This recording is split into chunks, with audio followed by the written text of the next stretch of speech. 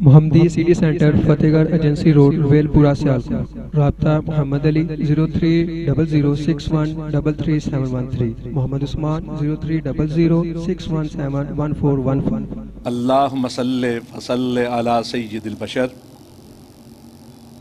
والشفیع والمشفع فی المحشر الذی ختمت بہ النبیین وعالیت درجتہ فی علیین ووصفتہ فی کتابک المبین فقلت وانت اصدق الصادقین واحسن القائلین وما ارسلناک الا رحمتا للعالمین۔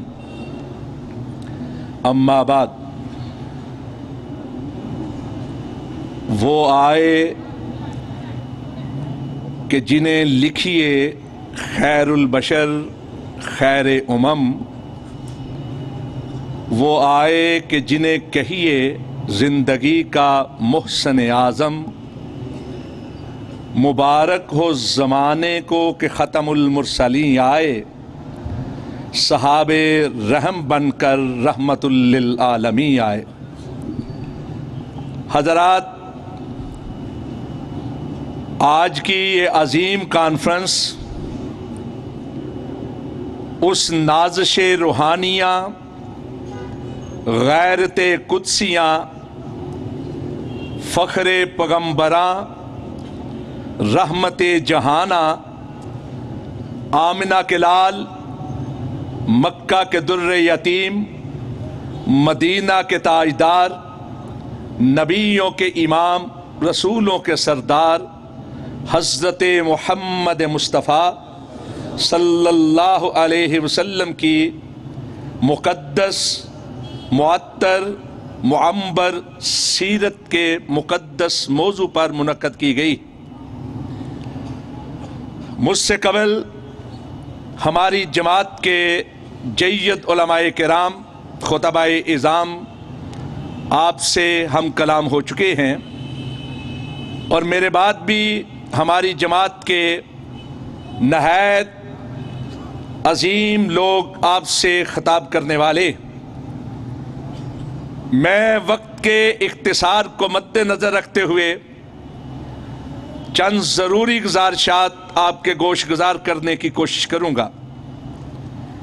میرا جی چاہتا تھا کہ میں اپنے برادر مکرم حضرت ڈاکٹر محمد حماد لکھوی کی بات کو آگے بڑھاتا کہ میرے برادر عزیز حضرت مولانا مفتی کفایت اللہ صاحب نے وہ موضوع میرے حوالے کر دیا ہے جو الحمدللہ ثم الحمدللہ میرے لیے ایک فخر کا سامان لیے ہوئے۔ حضرت مولانا ابو سعید محمد حسین بٹالوی اسی مسند پر بیٹھ کر خطبہ ارشاد فرماتے رہے ہیں جو مسند سید عبد الواحد غزنوی رحمۃ اللہ علیہ، سید محمد داؤد غزنوی رحمۃ اللہ علیہ اور میرے مرشد و مخدوم حضرت علامہ شہید رحمۃ اللہ علیہ کی مسند ہے، اور مجھے بھی ایک طالب علم کی حیثیت سے حضرت علامہ شہید کے حکم کی تعمیل کرتے ہوئے وہاں خدمات سر انجام دینے کی توفیق میسر۔ حضرات، جہاں تک بات ہے آمنہ کے لال، مکہ کے در یتیم، مدینہ کے تاجدار کی عظمت کو بیان کرنے کی، تو ہم اہل حدیث کا یہ ایمان اور یقین ہے، یہ عقیدہ اور اعلان ہے کہ اس کائنات میں مدینہ کے تاجدار سے بڑھ کر نہ کوئی پیدا ہوا ہے، نہ قیامت تک کوئی ہوگا۔ مضت الدہور وما اتینا بمثلہ وَلَقَدْ أَتَى فَعَجَزْنَا عَن نُّذَرَائِهِ۔ صدیاں بیت گئیں، زمانے لد گئے، کوئی آپ کی طرح کا پیدا نہ ہوا، اور جب آپ جناب آمنہ کے ہاں تشریف لے آئے، اب قیامت قائم ہو جائے، کوئی آپ کی طرح کا پیدا نہیں ہوگا۔ آپ عدیم النظیر ہیں، بے مثال ہیں، لاجواب ہیں. جب آپ جیسا کائنات میں کوئی دوسرا ہے ہی نہیں تو کون ہے کائنات میں جو آپ کی تعریف کا حق ادا کر پائے؟ کس میں ہے ایسا یارائے تقریر؟ کس کے پاس ہے ایسا ملکہ تحریر؟ کون ہے ایسی طاقت لسانی کا مالک؟ کون ہے ایسی قوت بیانی کا صاحب؟ کون ہے اتنی علمی استطاعت و استعداد کا مالک کہ جو مدینے والے کی شان، ان کی شایان شان بیان کرنے کی سکت رکھتا؟ یہ تارے جو ہیں آسماں پہ دمک رہے، پھول جتنے ہیں باغوں میں مہک رہے، زمین پہ پڑے بکھرے سارے ذرے، سمندروں دریاؤں کے پانیوں کے قطرے، یہ شجر ان کے پتے اور ڈال، انسانی وجودوں پر ہیں جتنے بال، ان سب کو شمار کرنا قیاس کے کری ہے، لیکن مدینے والے کی شان بیان ہو یہ ممکن نہیں. اور اس لیے ممکن نہیں ہے کہ وہ تو وہ ہیں جن کے بارے میں خود عرش والے نے ارشاد فرمایا وَرَفَعْنَا لَكَ ذِكْرَكَ، کہ اے مسجد نبوی کے کچے صحن میں بیٹھ کر آسماں کے چاند کو شرمانے والے، وَرَفَعْنَا لَكَ ذِكْرَكَ، ہم نے آپ کے ذکر کو بلند ترین کر دیا ہے. تو جس کے ذکر کو عرش والے نے بلند کیا ہو، کائنات کا کوئی انسان اپنے علم و ادراک کو لاکھ پرے پرواز باندھ لے، جتنا چاہے بلند اڑ لے، اللہ کی بلندی کو چھونے کا تصور نہیں کر سکتا. یہ صرف اپنے نامہ اعمال کی بہتری کا سامان کرنا ہے اور کچھ بھی نہیں. ہم جتن کرتے ہیں کہ کسی طور مدینے والے سے اپنے تعلق خاطر کا اظہار کر پائیں، ورنہ حضرات وہ تو وہ ہے کہ جن کے بارے میں جبریل امین علیہ التحیت و تسلیم نے کہا. کون؟ جبرائیل علیہ السلام، جن کی اللہ کی طرف سے یہ ڈیوٹی تھی کہ ہر دور کے، ہر علاقے کے نبی اور رسول پر وحی لے کر جائے. حضرت جبرائیل سے بڑھ کر انسان کا مشاہدہ کس نے کیا تھا؟ واقعات معراج میں آپ نے علماء کرام سے یہ واقعہ سنا ہوگا کہ جب جبریل امین براق لے کر آئے، پیارے رسول سوار ہونے لگے تو اس نے کچھ حرکت کی، وہ تھڑایا تو جبریل امین نے کہا تھا رک جا، تجھے نہیں معلوم تجھ پر کون سوار ہونے والا ہے؟ ایسی سواری کہ جس سے بڑھ کر کائنات میں کوئی نہیں. اور ایک روایت کے الفاظ کہا قلبت مشارق الارض و مغاربها لم ارى مثل محمد صلی اللہ علیہ وسلم. اور جبریل کے اس کہے کا ترجمہ ایک فارسی شاعر نے یوں کیا، کہا کہا گردی دام بس یار خوب آدی دام، مہرے بتا لرزی دام، آفا کہا گردی دام بس یار خوب آدی دام، مہرے تابا لرزی دام لیکن تو چیزیں دیگرے. کہا قلبت مشارق الارض و مغاربها، کہ میں مشرق سے لے کر مغرب تلک گیا، میں نے شمال سے جنوب تک پرواز کی، ہر دور کے صاحبان جمال دیکھے، صاحبان کمال دیکھے، دنگ کر دینے والے دونگ دیکھے، قسمہ قسم کے دیکھے، رنگ برنگ دیکھے، لیکن اے مدینہ کے تاجدار تجھ سے بڑھ کر نگاہوں میں کوئی آیا ہی نہیں، اس سے بڑھ کر کائنات میں کوئی پیدا ہی نہیں ہوا. تو کون تھا جو جبریل کی نگاہوں میں آ پاتا؟ تو حضرات جب اس جیسا کائنات میں کوئی پیدا ہی نہیں ہوا تو کون ہے کائنات میں جو اس کی تعریف کا حق ادا کر پائے؟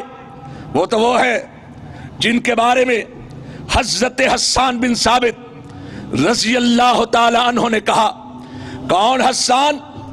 کائنات کے سب سے بڑھ کر نعت خواں، سب سے بڑھ کر مداح رسول، وہ حسان بن ثابت رضی اللہ تعالیٰ کہ جن کو اللہ کے نبی اپنے منبر پہ بٹھا کر اپنی نعت سنا کرتے تھے اور فرماتے حسان مؤید بروح القدس ہے، اللہ جبریل کے ذریعے سے حسان کی مدد کرے۔ ان کا مشہور ترین اشعار کہا وَأَحْسَنَ مِنْكَ لَمْ تَرَ قَطُّ عَيْنٌ وَأَجْمَلَ مِنْكَ لَمْ تَلِدِ النِّسَاءُ خُلِقْتَ مُبَرَّأً مِنْ كُلِّ عَيْبٍ كَأَنَّكَ قَدْ خُلِقْتَ كَمَا تَشَاءُ۔ کہا کہ آپ ایسے خوبصورت، خوب روح، خوش جمال، خوش خصال، حسن تمثال، شمس مثال، صاحب جمال ایسے، صاحب کمال ایسے کہ کمالات کے کمال کو پہنچے ہوئے اور حسن صفات کے اتمام کو پہنچے ہوئے کہ آپ سے بڑھ کر حسین و جمیل، وجیح و شکیل، آپ سے بڑھ کر سونا منمونا، سندر سروپ چندہ کا روپ کائنات کی کسی آنکھ نے دیکھا ہی نہیں۔ اور کائنات کی کوئی آنکھ آپ سے بڑھ کر حسن و جمال کا پیکر کس طرح دیکھتی کہ آپ سے بڑھ کر حسن و آرائش کا، زبائش کا، ضیاپاشیوں کا راکب اور مرکب کائنات کی کسی ماں نے جنا ہی نہیں۔ آپ عیوب سے مبرہ، نقائص سے مصفہ، خامیوں سے پاک، کجیوں سے صاف اس طرح پیدا ہوئے ہیں کہ ایسے دکھائی دیتا ہے جیسے خالق نے آپ کو آپ کی مرضی کے مطابق پیدا کیا۔ تو حضرات کوئی نہیں جو آپ سے بڑھ کر ہو، جب کوئی نہیں تو رب کعبہ کی قسم کوئی نہیں جو آپ کی شان، آپ کی شایان شان بیان کرنے کی سکت رکھتا۔ حضرات ذرا غور کیجئے، میں یہ عرض کیا کرتا ہوں، آج بھی عرض کرنا چاہتا ہوں کہ ہمارے لیے، اوروں کے لیے تو اور بھی ہیں، ہمارے لیے تو سوائے مدینے والے کے کوئی اور نہیں ہے۔ لوگ تو اوروں کی طرف بھی نسبتیں کیے ہوئے ہیں، اپنے تعلق اوروں کے ساتھ بھی جوڑے ہوئے ہیں، ہمارے لیے سوائے مدینے والے کے کوئی اور نہیں ہے۔ یہی وجہ ہے کہ ہمارے علماء کرام اپنی بات کا آغاز بھی مدینے والے کے حوالے سے کرتے ہیں، اپنی بات کا اختتام بھی مدینے والے کے حوالے سے کرتے ہیں۔ تو میں پوچھنا چاہتا ہوں، مجھے بتائیں کہ کون ہے اس کائنات میں جو زمین پہ کھڑے ہو کر آسمان کی طرف انگلی اٹھائے اور اللہ اس کی اٹھی ہوئی انگلی کی لاج رکھ کے آسمان کے چاند کو دو ٹکڑے کر دے؟ کون ہے اس کائنات میں جو کھاری کنویں میں تھوکے تو اللہ اس کے تھوک کی برکت سے کھاری کنویں کو میٹھا کر دے؟ کون ہے اس کائنات میں جو اپنا لعاب دہن نابینا کی آنکھ میں لگائے تو اللہ اس کے لعاب کی برکت سے نابینا کو بینا کر دے؟ کون ہے اس کائنات میں جو اپنا تھوک کسی کھانے میں ڈال دے تو اللہ اس کے تھوک کی برکت سے کھانے میں اتنی برکت پیدا کرے کہ لوگ کھاتے چلے جائیں، کھانے میں کمی واقع نہ؟ کون ہے اس کائنات میں کہ عام سنگریزے اٹھائے اپنی ہتھیلی پر تو سنگریزے اس کی ہتھیلی پر آ کر اللہ کی تسبیح کی آواز بلند کرنا شروع کر دے؟ کون ہے اس کائنات میں کہ جس کے اٹھے ہوئے چہرے کی لاج رکھ کے اللہ قبلے کو تبدیل کر دے؟ اور کون ہے اس کائنات میں کہ جو جہاں کھڑے ہو کر نماز ادا کر دے اللہ اس جگہ کو روضۃ من ریاض الجنہ، جنت کے باغیچوں میں سے ایک باغیچہ بنا دے؟ باہمی نفرت و کینہ تھا وتیرہ جن کا، سبق ان کو انس و الفت کا پڑھایا کس نے؟ جو شراب اور نشے کے تھے ازل سے مشتاق، میں وحدت کا انہیں جام پلایا کس نے؟ دخترے ہار سے غمگی کو رہائی بخشی، قید پرغم سے غلاموں کو چھڑایا کس نے؟ ریت کے ذروں کو بارود کی طاقت بخشی، خاک ناچیز کو اکسیر بنایا کس نے؟ کر لو گل کر لو.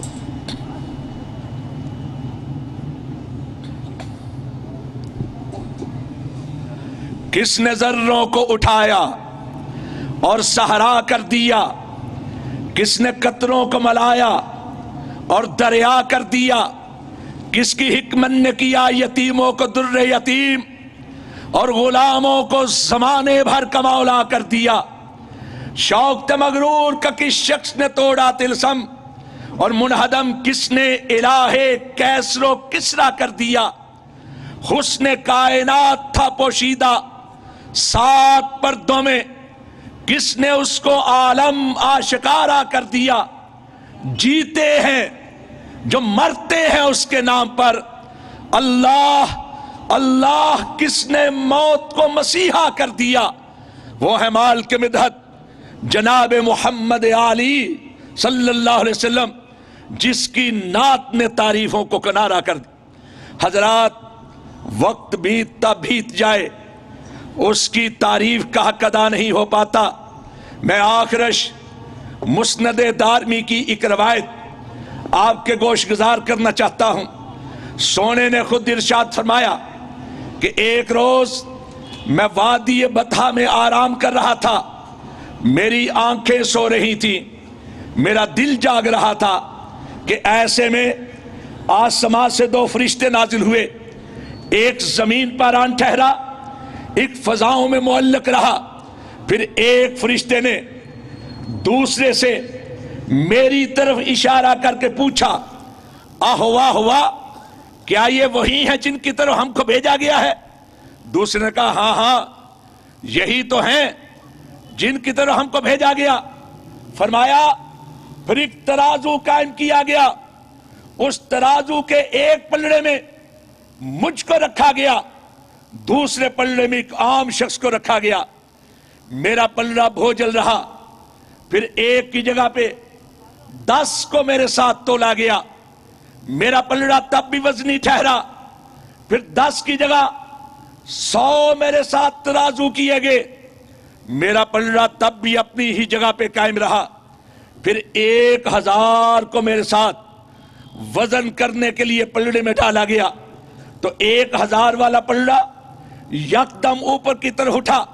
کانما ینصرون علی من خفت المیزان، وہ ہلکورے لے رہا تھا اپنی بے وزنی کی وجہ سے، اور ایسے دکھائی دیتا تھا کہ یہ ہلکورے لیتا ہوا پلڑا الٹ جائے گا اور 1000 کے 1000 مجھ پر آن گریں گے. کہ ایسے میں ایک فرشتے نے دوسرے سے کہا، کیا گن گن کے تول رہے ہو؟ کیا گن گن کے تول رہے ہو؟ لو وزنت الدنیا کلہا لراجہہا، اگر ایک پلے میں چند ہزار نہیں، لاکھ کروڑ نہیں، لو وزنت الدنیا کلہا، ایک پلے میں. اور لوگوں سنو، یہی ہے شان مصطفیٰ، یہی ہے مقام مصطفیٰ، یہی ہے مسلک اہل حدیث، یہی ہے اہل حدیث کی دعوت. کہ ایک فرشتے نے دوسرے سے کہا، لو وزنت الدنیا کلہا. واقول قولی ھذا استغفر اللہ لی ولکم اجمعین. کھانے شروع ہو گیا تھا. انتظامیہ کے دوستوں سے میں پہلے بھی گزارش کر چکا تھا کہ دوران تقریر کوئی بات نہیں کریں گے، لیکن آپ نے آج غلطی کا مظاہرہ کیا ہے. اللہ تعالیٰ معاف فرمائے. بڑی خوبصورت بات چل رہی تھی اور میں چاہتا تھا کہ یہ بات رانا صاحب جیسے مکمل کرتے ہیں ویسے ہی مکمل کرنا چاہیے تھی.